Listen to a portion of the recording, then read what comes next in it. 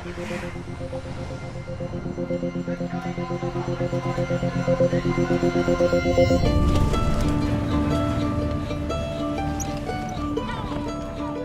name's Alan Halsey. I'm a musician, and I'm actually based here in Turkey. 7 years ago, I came on vacation and ended up just staying. It was kind of unplanned, but definitely a good part of the plot.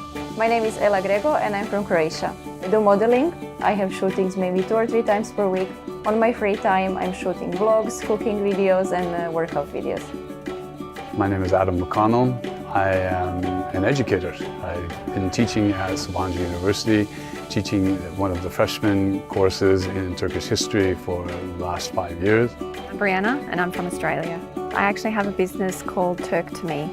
So the business is about providing a behind-the-scenes experience of purchasing a Turkish rug without actually having to be in Turkey.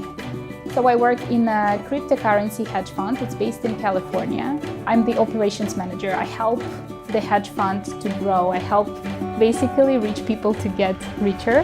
So for me, Istanbul's been a great base for the last 8-ish years, and I'm a photojournalist, so there's a lot of work to do in Turkey and in Istanbul itself. There's a lot of things to cover. A lot of cultural stories in Turkey which are very interesting to Western media. I work mostly with European and North American media. And I use Istanbul as a base to kind of go and cover the Balkans, Middle Eastern countries and the Caucasus.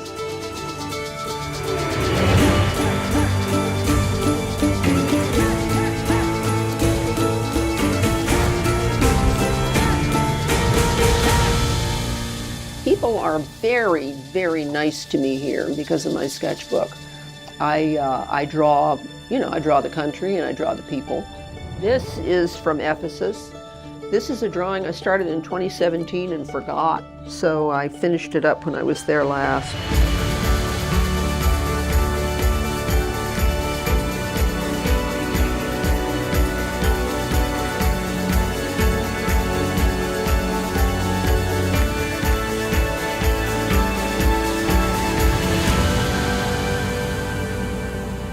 I moved here 1 year ago, and so far it was a great experience. Like, I did not expect many things, and especially because we have so many stereotypes about Turkey, and they're not really good.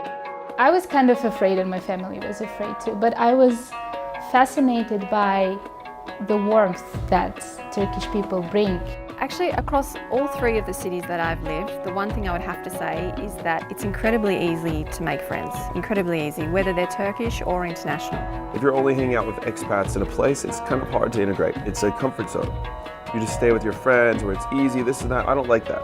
I like to break all those kind of boundaries and just go like straight in the deep end, just hang out with the people that are locals and really absorb like the whole culture. In general, in Turkey, Turkish people are extremely nice, extremely open.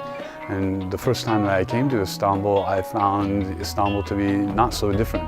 I mean, not so different from the Europe also that I had traveled in. So for me, it was never a problem to integrate into Istanbul's society or into Turkish society. That's for sure. Russian people are colder. You need to deserve the trust of the Russian person. Turkish are like easygoing right from the start, that's what I think. There are many, many differences. I mean, one thing I really like is that they really like older people here. You know, in California, you're invisible when you're over, 35 or so, unless you're very famous or very rich. Favorite place in Turkey is probably Mardin. It's the old city of Mardin, at least. It's on top of a hill, of a mountain, overlooking the plains going down into like northeastern Syria, I guess. But it's stunning. It's a very beautiful place. I liked, the historical parts of Istanbul. Actually, I like a lot of this neighborhood, the really old buildings. For example, this building where I live, it's like 150 years old, which is really nice. Turkey is completely diverse. There is so much to choose from, but if you are coming to Turkey, you most certainly have to go to Cappadocia. It is 100% without a doubt somewhere you need to see. It's unlike anywhere else in the world. Truly it is. I love Cappadocia. When I went to Cappadocia, I began to believe in reincarnation because everything I looked at was familiar to me, like my parents' driveway, but I had never been there and had never even seen a picture of Cappadocia. I can't see enough of Turkey. I still haven't been up to the Black Sea region very much, and I would like to. But yeah, love it.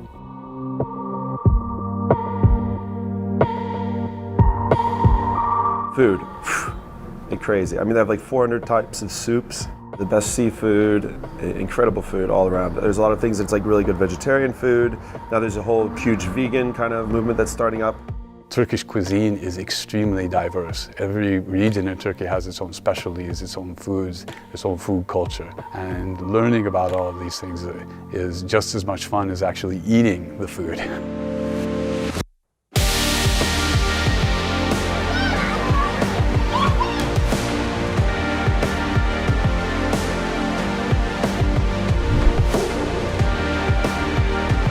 So no matter where you look, there's just like history, just like, you know, oozing out of every crack and corner.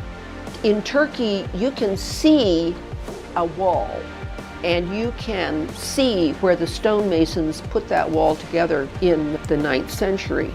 And you can also see a Mercedes parked in front of that wall. It's all visible. There are places in Hagia Sophia where you can actually see all 1,500 years of history in one glance. You know, I've never owned a car, and that's maybe one of the reasons why I pick cities like this. Like Istanbul, they have taxis are also very, very cheap, very affordable compared to like pretty much any other place I've lived.